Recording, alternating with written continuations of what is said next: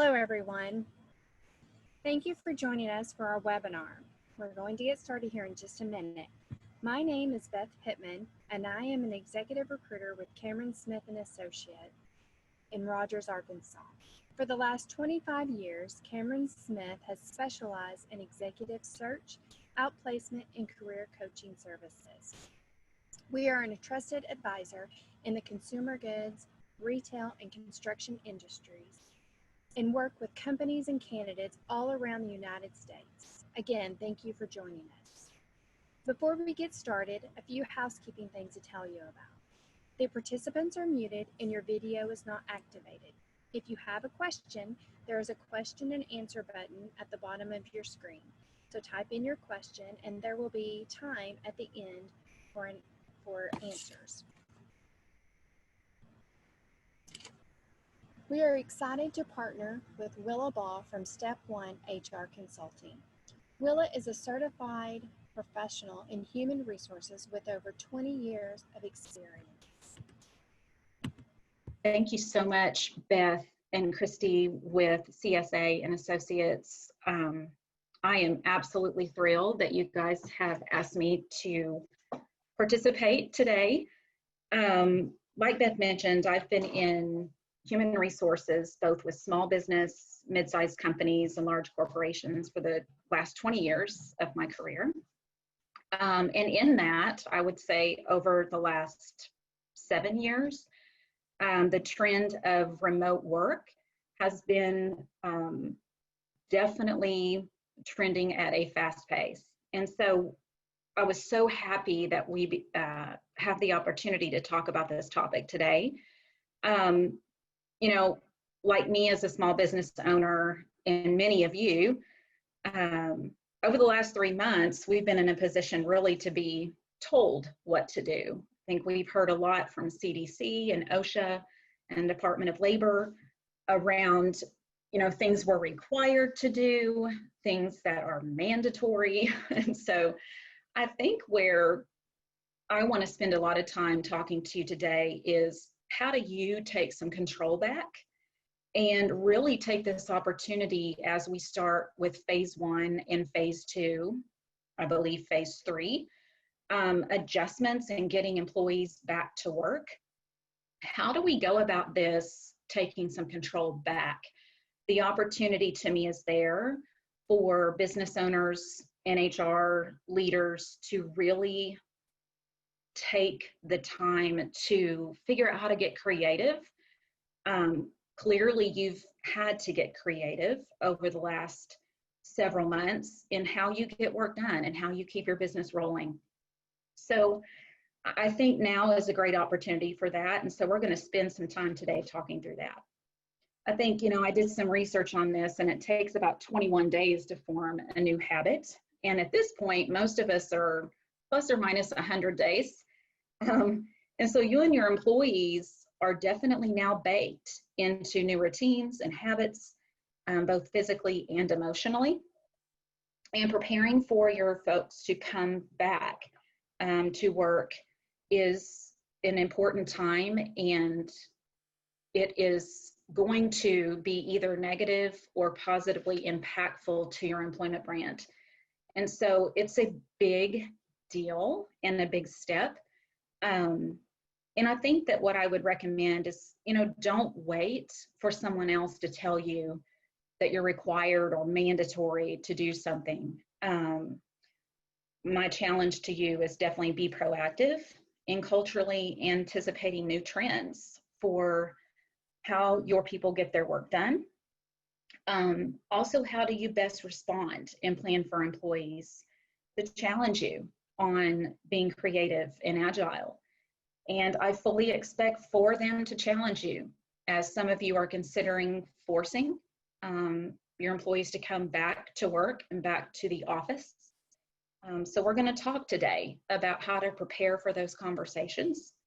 So from an overview standpoint, we're going to talk about some trends and statistics, some big things that have happened over the last 100 days, and how they are impacting you, whether they're impacting you now or they will later. We're also going to determine what culture shifts are necessary to support new ways of working. We're going to also talk about how to objectively evaluate job functions and employee performance for remote work eligibility. And lastly, what other policies that you might already have in your employee handbook, or you might need to create an employee handbook to support some policies that are going to be important now and in the future, such as safety and compliance, possibly paid time off, and what we're going to really focus on today is remote work. So some of the statistics and trends I want to talk about.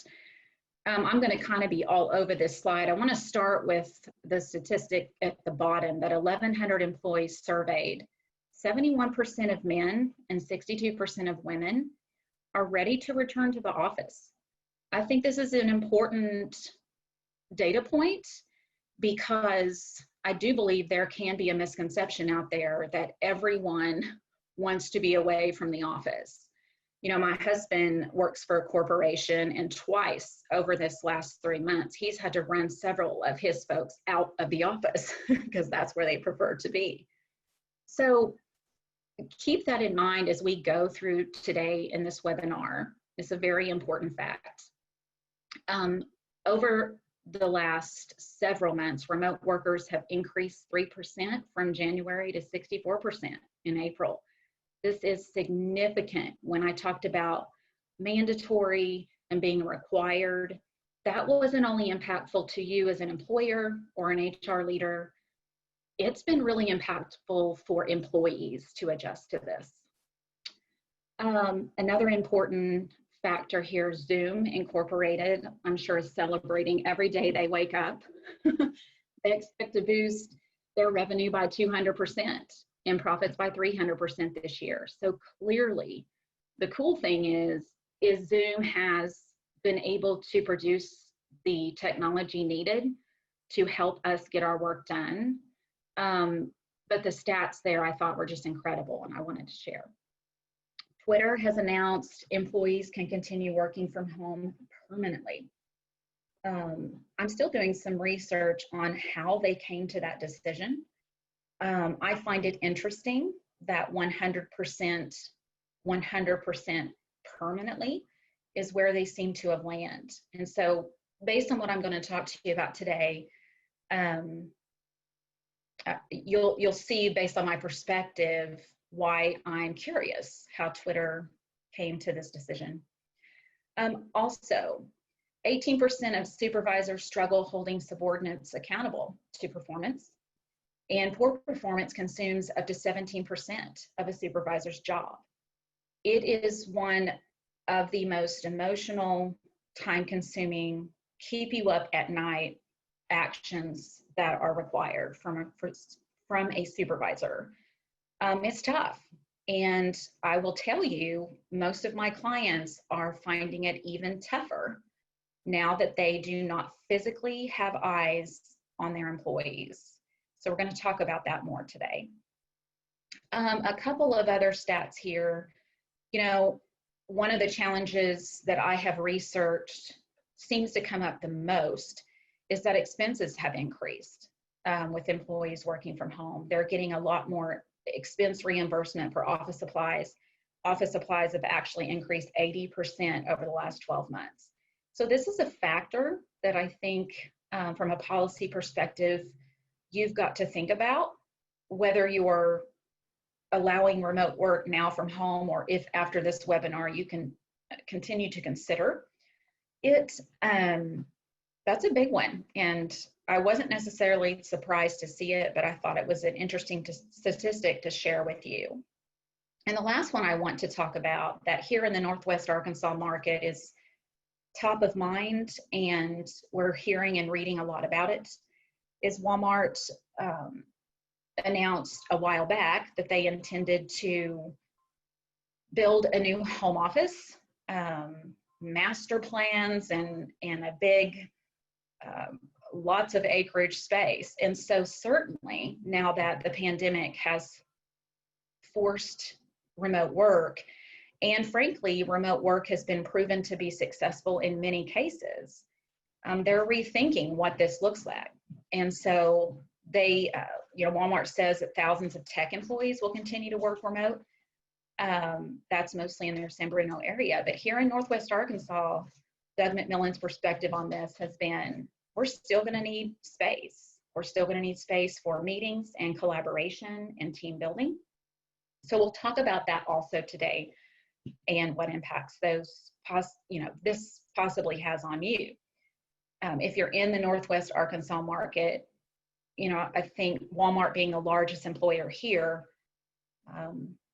following that and understanding how your employees are feeling about what they're hearing and reading that Walmart is doing and your competitors are doing is a very important factor in how you plan to move forward on the phase 1, phase 2. Do we allow remote work? Do we not? So on the next slide, we're going to jump right into talking about culture change. And the very first point I make here, to me, is the most critical. If you don't walk away today with anything else, this is the one point I want you to remember. Because I, as an HR professional, can share this with you. I can give you counsel advice. I can share stats and trends. But at the end of the day, your people are going to know what's most important to them. And you asking those questions and you trying to decipher what that means for you and your business and how you move forward is the number one thing. So we're going to talk a ton today about my counsel, my recommendations, and what I can even do for you after this webinar. But again, the most important thing is ask your people, ask them what they need, ask them what they want. And then you're in a position to make decisions on, does that fit in your organization? Does it fit with your industry? So culture change really is and should be very foundational. And so I like to start with culture change in this particular webinar because it's easy to say and do something in the moment. But what's very important from a culture standpoint is culture being foundational. It doesn't change. It is genuine and it is real time. And so what I mean by it doesn't change is regardless of the ebb and flow of whether you're dealing with a pandemic or when you're not, the culture of your company should always be the foundation of where you make your decisions. It doesn't mean that you don't need to shift cultural components over time. Clearly with the pandemic, that's what we're faced with right now. But at the end of the day, it should be foundational. People should know and already have an understanding of what you as your company is going to tolerate and how you're going to approach changes regarding what is happening in the workplace. And so that's why I'm starting here.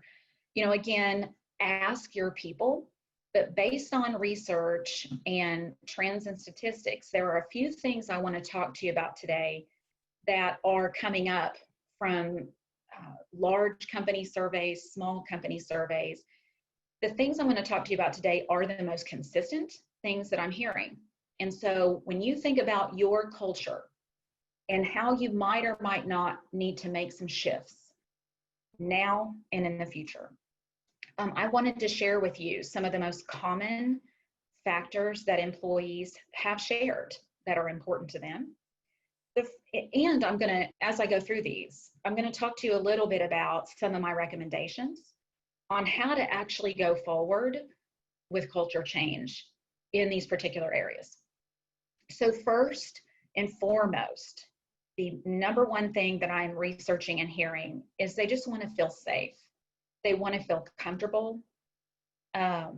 Certainly from a CDC, OSHA, and Department of Labor standpoint, you are getting guidelines, you are getting mandatory regulations. So I'm going to reiterate those, but not spend time on those. So you certainly want to follow the rules. and do the right thing. But another thing you should likely consider here is implementing a contagious disease policy. If you already have a workplace safety policy in your handbook, a lot of my clients are just editing that policy and adding something around contagious disease or communicable disease. I spent a lot of time working with human beings over the last 20 years of my career, and I will tell you, countless times I've had complaints. This was clearly before a pandemic. People coming to work sick. And I think what you're going to find going forward is this is even more critical. So making sure your policies reflect your expectations on what your employees should do when they're ill will be a huge step to creating some foundational expectations on how your employees should proceed. The second one that's very common is employees want to have tools and resources to do their jobs and to get their jobs done well. From again, my entire history, there have been multiple times where I've reviewed employee engagement surveys. One of the most common has always been, I don't have the tools and resources to do my job. Well, guess what? The pandemic and being forced to work remotely has caused even more challenges with that. And so that is the challenge that either you as business owners or HR leaders are or are not going to be able to tackle. So my challenge for you here is do some research, understand what your options are, clearly assess those with your financial restraints from a business bottom line standpoint. But if you can provide the right technology, training, especially for those from a generational gap perspective that might be challenged a bit more from a technology standpoint, evaluating tools, upgrades, also mobility, bring your own device being an option to keep connected. But my biggest challenge here is do what you can on the front side. That way, if you have to say no, you have documented justification for why you've made the decision that you've made. We're going to talk a lot about how you can change culturally some of the things that you're used to doing, but you will be in a position to say no at some point. My only challenge to you is be prepared to say why. Why is extremely important to a human being. They might not understand it. They might not agree with it. But if you're in a position to share why you've made the decisions you've made, that's going to be critically important. Also, employees want leaders to be genuine and empathetic and inclusive in their decisions about remote work. So my challenge to you here is don't make blanket decisions. We're going to talk about consistency in remote work here in a little bit. This is a big one. You don't just want to take the perspective of, no, we don't do that. For one, most of you have been doing it. So that lends to challenges in and of itself. But you want to listen to your people. You want to research based on what they're asking for, and then you want to act and make a decision and share why. Employees also want companies to view remote work as any other employee benefit. This is a big trend right now. You're seeing a lot of small and large companies make decisions to add remote work and flexibility in the workplace to their benefits packages. I also think that's interesting, and continuing to do some research myself on what does that look like. And I think later as we go through this will make more sense to you on why my perspective is what it is. Here, from a benefit, remote work generally is viewed as a privilege. I 100% agree that being able to work remotely is a privilege. And one of the reasons is much of one's success in working remotely is based on their performance. So we're going to talk about that more later. Next, employees want to have choice in remote work without judgment or negative career impacts. This is a big one. This whole concept of I'm not promotable because I'm not visible, I'm not present. My challenge to you culturally is to move away from promotability being based on how much, how often, and in what ways you see someone. Certainly executive presence and presence does play a role in many positions, but it cannot be the only factor that you use in determining promotability and success. Secondly, on this slide, employees want leaders to focus on what and how they're performing their job versus where and when. And I'm going to be candid in saying that butts in seat has most generally always been the biggest challenge as I have worked with leaders in my past. This presence and visibility component has been enormous, a big hurdle for people to get over. I'm telling you, the pandemic has forced us all to much quicker get accustomed to this way of working. And what your biggest challenge is going to be, if this is how you have viewed success for your employees, it's going to be a significant challenge for you to make this shift. And we're going to talk a little bit more later about how you get better prepared for this. But what in this case is a focus on functions of the job, and how is a focus on behaviors. And later we're going to go into why these are the most important factors when you determine, is a position and a person eligible for remote work. Stop caring if someone is folding laundry while they're on a Zoom call. We have to stop caring if someone is serving their child cereal for breakfast while they have their headset on answering a business question. I have had so many leaders say to me, how do I know they're not watching TV? How do I know they're not at the grocery store? And my answer has always been one thing: it doesn't matter. What matters is performance. And so we're going to talk about that a little bit later. And that's a really hard pill for some people to swallow. Employees want leaders to acknowledge and support their emotional and physical work habits have changed. Work habits, sleeping habits, eating habits, social habits, parenting habits, guys, it has all changed. So what employees need from you is for you to listen and research and act before reacting.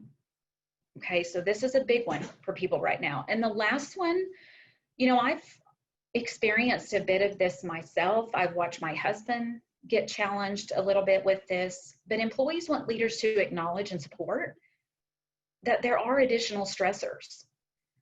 Caring for children, having their own or family members' health concerns, lack of boundaries between work and home, and the inability to manage stress in their normal ways. So we can no longer go to the gym and work out our stress. We can no longer go to dinner with friends. We can no longer attend sporting events. These were all stress relievers, some of the most common stress relievers. And these are not things that we can do. So there are some additional stressors, and this is something that employees absolutely expect that their employers are sympathetic to. And so my biggest challenge here, again, is listen, do your research before you act. Next, talking about where do you even start? So I've shared with you definitely some of the biggest challenges that I have found in my research. But I want to talk about, where do you even start digesting this information and really thinking through where do you even start the process of creating or deciding if you even want to create a remote work policy? So first of all, the term consistency is the opposite of flexibility. I can't stress this enough. You cannot be consistent with flexibility, but you must be fair. And what I mean by that is when we talk in a little bit about the factors that you should evaluate in determining if a position and a person can be successful working remotely, those are your criteria. And to be fair, those are the criteria that you always use to make your decisions. But consistency, I've had lots of leaders approach me and say, hey, Willa, I'm thinking about allowing all my people on my team to come in at 9 and leave at 4. And my answer to that is that's fantastic, but all your people might not consider that flexibility. And so before you go and think about boxing people into what you believe flexibility is, back to my point about asking your people, you might not be hitting the mark with solving this problem because you're limiting what flexibility is. And again, that's the opposite of flexibility. So that's a big message I want to share today. Also, breaking away from focusing on when and where employees get their work done. One of the biggest things here is if you stop focusing on when and where and begin focusing on what they're doing and how they're doing it, you are going to have a very strong performance evaluation process. If you do not have a formal way of managing performance and sharing performance and documenting performance with your people, you're going to need that more now than ever. Because as we continue with remote work, as in the future, you consider continuing with remote work, you will not have eyes on what they're doing. You won't. And so having a very clear evaluation process where your employees' goals and objectives are clear and transparent, that is going to be how you evaluate. And it helps you move away from when and where they're actually doing their work. The third thing here is remember flexibility in remote work is an inclusion initiative. When you think about diversity and inclusion in your workplace and culturally where you stand on this, flexibility in the workplace is an inclusive inclusion initiative. And inclusion, and this term in and of itself means individual. So this is why I go back to saying, yes, you could create some canned approaches to what flexibility means to you. But from an inclusion perspective, flexibility is very individual. It means something very different to everyone individually. Next, I want to focus on the 2 questions that in my experience, this is not necessarily my opinion. This has been my experience in helping current clients through this process, but also in the corporate world and working as an HR professional for large teams. I break it down to 2 things. And there are other factors we're going to talk about. But in the big picture, there are 2 things that, in my opinion, in my experience, you need to focus on.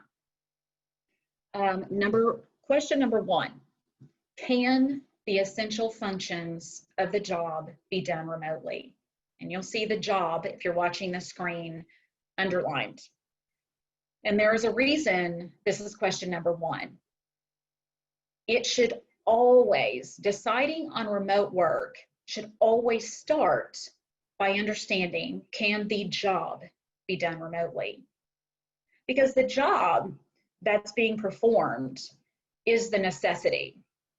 It is always the necessity, okay? So looking at what technology resources that might or might not be available to your employee. I've had many situations where we had to have employees and work in the office because they were so remote and in such rural areas, they didn't have Wi-Fi. Do they have mobile devices? If they're a salaried member of management, do they have some device that you can reach them all the time? Do they have technology access, such as things like Zoom? How are they staying connected to the office? How are they staying connected to their supervisors and their peers? The next factor is customer service impacts. There are some industries that you just cannot perform this job outside of a specific space. So thinking about visual requirements, are you able to deliver those things through technology? I have for my business, I use a marketing company here locally, and I always, as a client of theirs, want to go to their office to actually see what they've produced for me.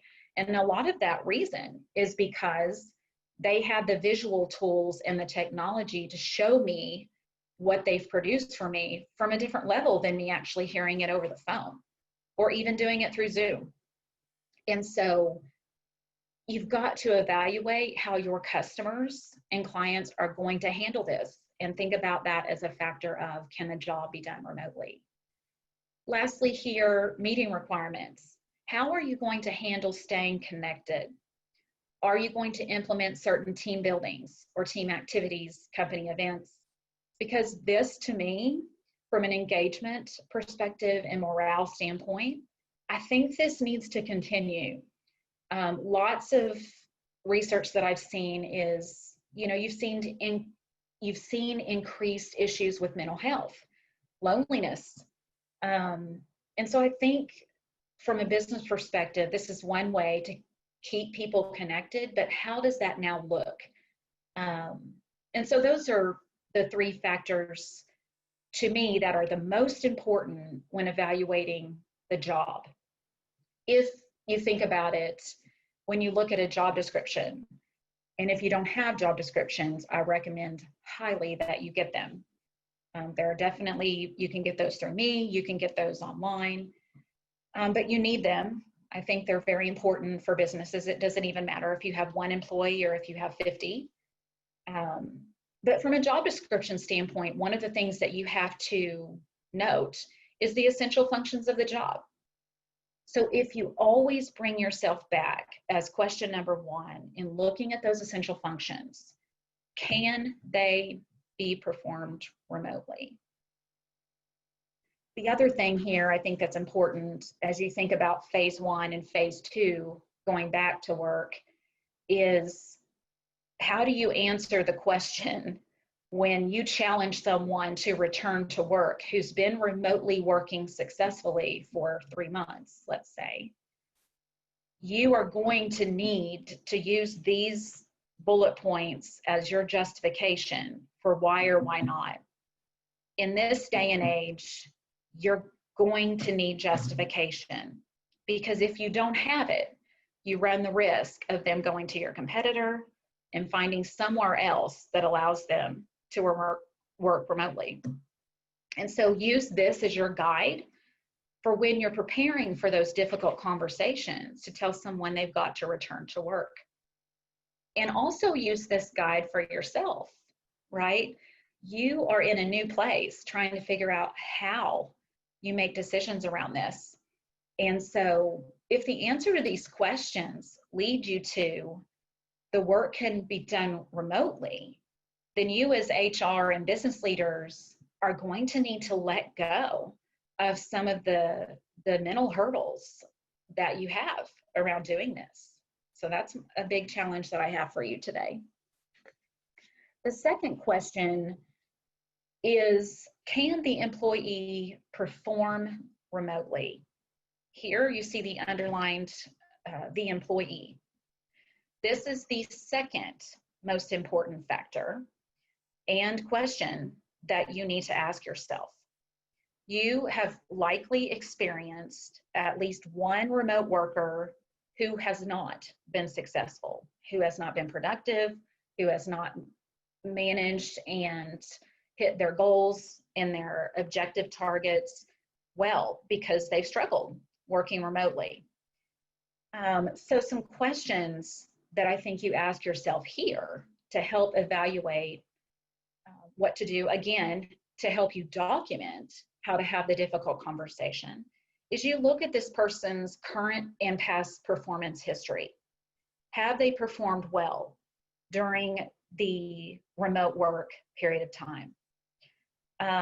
What's their past history been? Looking at evaluations, any disciplinary actions that you've had to implement with them over the last year or two. Professional behaviors, integrity, and trust. So integrity, I'm not talking about I had to take a Zoom call at the grocery store, or I had to fold a load of laundry while I was on the phone with my boss. That's not what I'm talking about. I'm talking about true integrity, ethical issues. Can they be trusted to do their job remotely? My challenge to you would be, if you can't trust them to do remotely, you probably can't trust them to work for you at all. So if the answer for you here is no, then my challenge would be evaluate, is this the right person for your business and for your culture anyways? Thirdly, capability. I have a client who has an individual right now who just is not capable from a skills perspective, very difficult with this individual using technology from home, struggles getting onto Zoom calls, can't operate mute, unmute. There's lots of examples of capability. My challenge to you on this one is, can you get them to capable? In some cases, I think you can. I think through training or peer mentorship, cross-training, you can certainly get someone there. So I wouldn't shut someone down if they can't currently operate in a technical space, but I would challenge you, if they can't, this is a good justification for why they need to return to the office. Also training. Again, if there is training that you can provide to raise someone's skill level in order for them to work remotely, then I recommend that you do that. Kind of throw them a bone and see how it works out. Maybe implement a trial period once training has happened, and then make your decisions from there. So again, question one, you as HR and business owners asking yourself, can the job be done remotely? And question number two, can the employee perform remotely? The next slide, we jump into accountability. I think focusing on underperformance versus the underperformer can lead to better problem solving. Performance can be impacted, especially when there are multiple new challenges that might or might not have been within one's control. And we have all dealt with being out of control over the last 3 months. These types of factors can absolutely contribute to underperformance. And so during this time, here's some recommendations I have on how to assess why someone is underperforming versus the actual person that's in an underperformance situation. So again, back to my point of listening, researching, and then acting, these are some of the questions you can ask yourself. So what's different? What is this person dealing with that they weren't dealing with before? Identify those variables. Have there been changes to leadership? Do they have children at home? Are they having difficulties in their personal life? Get to the bottom for them as an individual. What is different? Next, what's worse? Certainly working virtually will undoubtedly amplify weak areas for your people. Clunkier processes has been difficult for a lot. Secrecy, working around people that have adopted and had to cope with new technologies. So try to understand from the individual that's underperforming what is worse for them. Also, try to understand what's fact and what's emotional. In a crisis, anxiety, anger, and fear can lead to blame and defensiveness, can lead to irritability. Then you start to see impact to how they do their job. And remember, how is about their behaviors. So what's happening, what's worsened? It's even more critical to separate emotion from fact in this particular time. Leaders that are experiencing frustration around an underperformer can actually continue to lead to more emotional issues for the employee. The last thing here is what's mine and what's theirs. So think about, from a healthy accountability standpoint, what is yours to own? Where have you played a role in lending to someone's underperformance? Back to the statistic earlier that I will remind you of is 18% of supervisors struggle holding subordinates accountable to performance. But poor performance consumes up to 17% of a supervisor's job. You can't get away from it, and you definitely can't get away from it now. So understand what's yours to own in someone's underperformance and what's theirs to own. Lastly, I want to just jump into what other policies that you guys should be considering. I absolutely recommend that if you do not have a safety and/or compliance or contagious and/or communicable disease policy, you need this. If you need support in figuring out what the content of those policies should be, that's certainly something that Step 1 can help with. Also, workplace standards. What is the basic standard that your expectations are when you think about workplace? All of those first 3 bullets could certainly roll in to one policy. I'm just adding all of these separately because I have seen some clients decide to add them separately to their employee handbook. But you could certainly craft one generic workplace standard policy that covers safety, compliance, and contagious diseases. The last one here is paid time off. And certainly I could spend another hour on a webinar talking about paid time off. But I will tell you, going back to, it takes 21 days to create a habit, and all of the new habits and routines that emotionally and physically your employees have grown accustomed to. They've grown accustomed to cultivating relationships. They've built new relationships.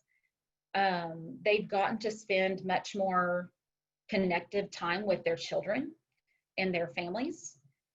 They're going to miss that whenever they come back to work. And so if you do not have a paid time off policy, I highly recommend you consider it.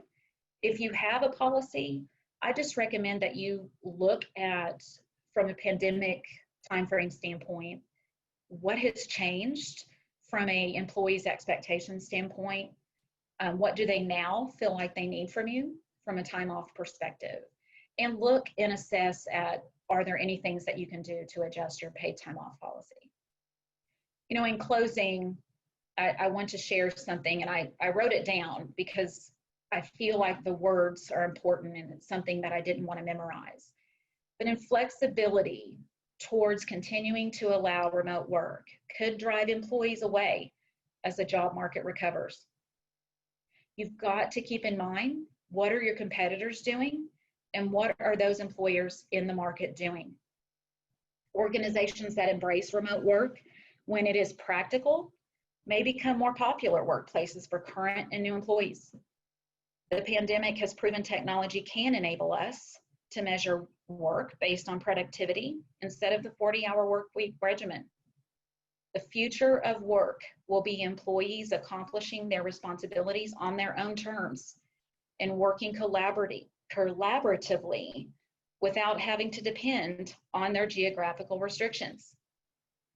So my challenge to everybody on the webinar today is to determine what is necessary in compliance, regulations, employment policies, technology and resources, performance management, and training to give your employees choice to work where they feel most comfortable and allow productivity and performance to be your measure of success or failure in this new way of working. The mission is to keep balance. You don't want your employees to feel a loss of balance as you force them or request them to come back to work. And making employees feel safe and valued while also ensuring your business is achieving its goals. So I want to thank Beth and Christy again. I know that's a lot to digest, and I just so much appreciate the partnership and the time today. Thank you, Willa. That was all very good information, and it does open up some other questions. So if you have a question, we are going to take this time right now to do a few Q&As. We had some come in during the webinar. So one of them was, is this webinar going to be available after the webinar? And the answer is yes. We're going to email that out to everybody who has registered and is a participant. One of the other questions that came in was, Willa, if you're going to go to a remote work environment, are you, the employer, required to provide those remote tools? So like a camera, microphone, those types of things. I would say, I don't think I would, and I haven't seen anything, Beth, that says there would be a requirement for you to do so. I think that, back to my point earlier on the financial bottom line and what can that support, could and should be a factor in your readiness to allow people to continue to work remotely if they need additional technology and tools from home. What I would say, though, is if you define by using both of the questions that I asked, can the job be done from home and can the person perform from home? I do think if you answer those questions yes, then it should highly be considered providing them technology to actually do the work from home. And this, Beth, the examples you just gave are what is driving expense, P&L expenses for office supplies up. And that's been pretty challenging for a lot of business owners. So I would still not say it's required, but if you're going to go as far as to say the job can be done remotely and the person can do it remotely, then denying them the technology to do the job, that's probably going to be tough for some people to understand. And then you have some people who are just going to be willing to pay for it on their own. Right. Okay. And here's another question. How should I manage people coming to the office for collaboration if they're going to continue working from home indefinitely? Can I require people to come to the office for those meetings, if only a few times a week or a month? Absolutely. It is completely understandable and highly recommended that you continue some type of staff meetings, some type of team buildings and company events. You can definitely note that those are mandatory. My only recommendation for you is be transparent and give people time to plan. So for example, if you say, we're going to have a a team connectivity activity at the office the third Thursday of the month, that's something that people can plan for. And one of the things I think about is going forward, especially here in this market, we've got some schools that are offering completely electronic school. And so this whole concept of children being at home, I think you should always plan so that your people can plan ahead. Okay, great. We have a poll that we would like everybody to take time to complete. That should pop up on your screen. We also, as the webinar ends, we will have a survey for some feedback. We just want to thank you for joining. And Willa, really quick, what are some of the resources that you in Step 1 could offer to people if they had some follow-up questions? Thank you, Beth. Certainly, we talked a lot today about policy development. This is absolutely something that I offer from a service standpoint, employee handbook, whether they be new or revised. A lot of that comes along with policy development as well.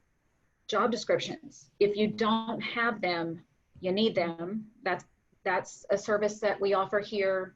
In addition, designing of your organization. As you think about now, possibly working differently, not only remotely, but assigning job responsibilities. Org design is a specialty of mine from a HR professional perspective.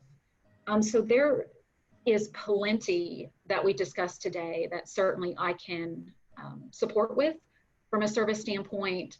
The other thing, Beth, that I offer is a membership. And that's really just to get a hold of me from a daily operation, HR counsel, and having a professional on the other end of the phone. If you just reach a place where you're like, I have no idea what to do about this. So that's something I offer as well. Great. Well, thank you. So if anybody needs any recruiting help, please feel free to reach out to Cameron Smith and Associates. We also have created some free resources for COVID for employees and employers. So if you want to go to our website, you will see those free resources under our COVID-19 banner. And then our prior webinars are located on our YouTube page, our CSA YouTube page. You can find that also on our website. And then be looking for upcoming webinars. We are striving to make your job a little bit easier, and we appreciate you taking the time to spend with us today. Thank you.